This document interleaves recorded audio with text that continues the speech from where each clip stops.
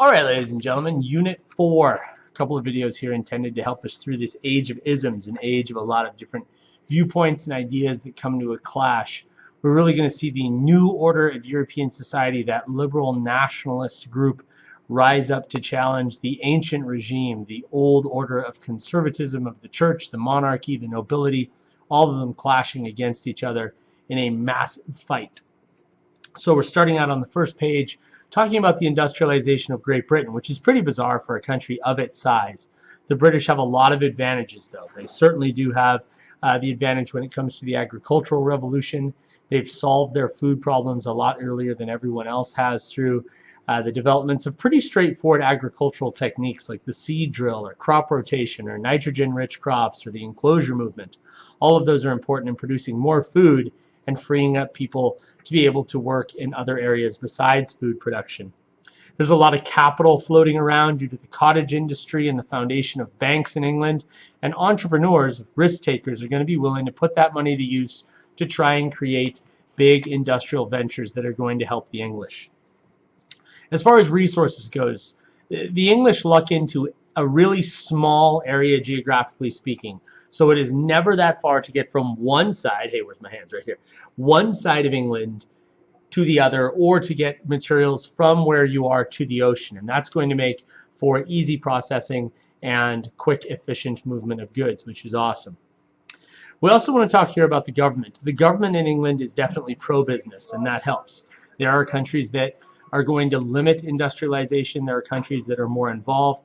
In England, it's a matter of staying out of the way. It's allowing business owners, factory owners, the freedom to do as they choose in order to make products as cheaply as possible. Now, that comes with a human cost, as we'll talk about here in a moment. But if you're willing to make good money, then you have to be willing to cut some corners on the human toll.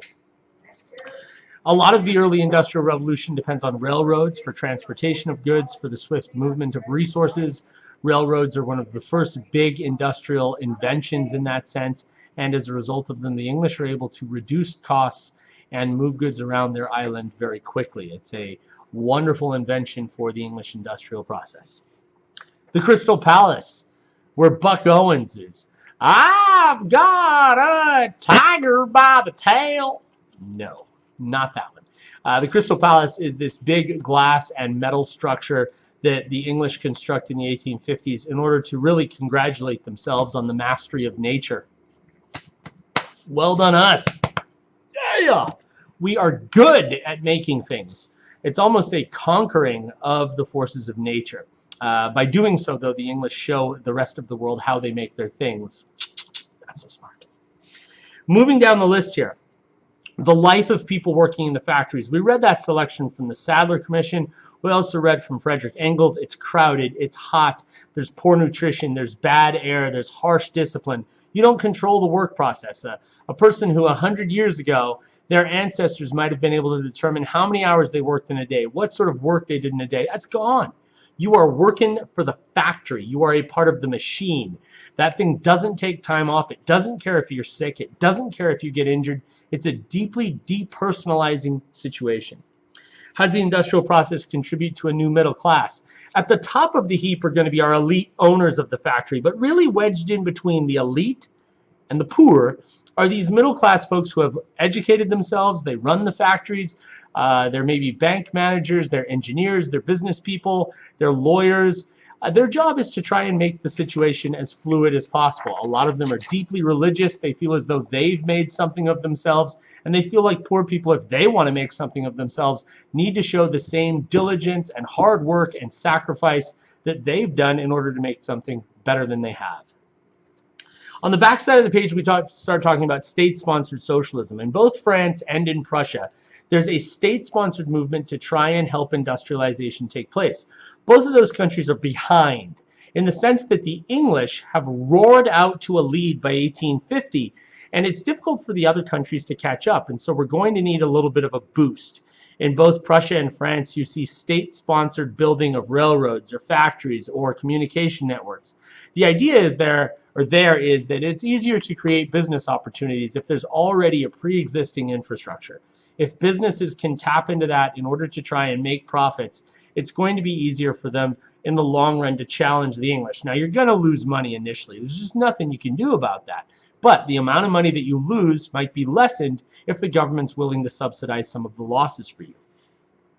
We talked especially about the Prussians and the foundation of the Zollverein, the customs union among the other German states where everyone is going to trade without tariffs. The brilliance of this is it's an early step on the road to German unification. What the Prussians are saying is, let's all get together and trade, and then later on, maybe we'll politically get involved. You never know. Moving down the list here, we talked about socialism. Now, the early socialists, like Robert Owen and the Utopian socialists, had a very philanthropic view of socialism. They saw what industrialization had done to people. They saw that capitalism really benefited only the owners and maybe the middle class as well, but the workers were getting destroyed by the capitalist process.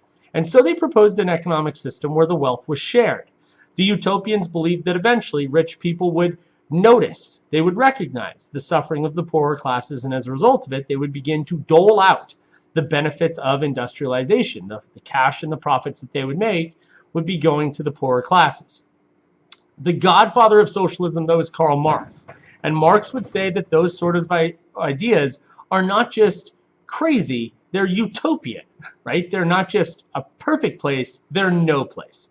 There's no way that rich people who have become accustomed to making money through greed and avarice are simply going to stand aside and give their money away. That's not how they climbed to the top of the industrial capitalist ladder. They got there through greed, and they're going to continue to be there through greed. So here's how it's going to happen according to Marx. Eventually, the number of workers in the world will be so much larger than the number of owners that the workers will, in a moment of consciousness, understand their power, and they will overthrow the bourgeois. The proletariat will destroy the bourgeois and seize the resources of the state for the betterment of the working proletariat. Now, here's where it gets tricky. In the moment after that revolution takes place, there will be a group called the dictatorship of the proletariat. That group will supervise the transition from capitalist society to socialist society. Over a course of years, decades, who knows, those individuals will be responsible for helping the poorer classes to understand the move towards the new socialist mindset. As we move towards socialism, then, we'll begin to adopt a society that is more equitable for everyone. Is Marx's idea a little bit fantastical? Of course it is. It's way out there, but it's a response to industrialization. It, in essence, looks at a world and wonders how we can do something better for the people doing the majority of the lifting. As we flip the page, we begin to see here this clash between the conservatives and the liberals. On one side of the argument, you would have the conservative forces of Europe, and on the other side, you'd have the liberal forces. My conservatives believe in old Europe, a Europe built on the church, the nobility, the monarchy, and no questioning of any of those bodies. They believe that the society could exist best if it existed based on old order. Let's go back to before 1789, before the French Revolution, and set things back straight, because that's when we knew our place. Society was stable, it was calm, it worked. What did we get during the French Revolution? Chaos, disorder, bloodshed, not good. Change, for its own sake, isn't a good thing, the conservatives would say. Great representative of that is Edmund Burke, who criticized the French Revolution, and criticized a lot of liberals who he claimed really just wanted to stir up the animosity of the lowest classes. Meanwhile, the liberals of Europe believed in a more middle-class oriented society. It's important for us not to assign to these liberals the liberalism of today. The liberalism of 1815 is a liberalism that really believes in the rights of middle-class men. It believes in the ideas of tolerance, in allowing individuals the freedom of speech and of press and of religion. It believes in the right to vote for the right people, not everybody, only for the middle class individuals. You have a stake in the society, you should have a vote. If you don't have a stake in the society, we're not going to give you a vote. A great example of this idea is John Stuart Mill. Mill speaks a great deal about the ability of individuals to further themselves and how in doing so a society becomes as good as it can be. Mill is remembered as being a classical liberal in that sense. He's also a little bit more of a radical than most in that he believes in female equality. I'm going to cut this video short here. We'll continue on in the next video.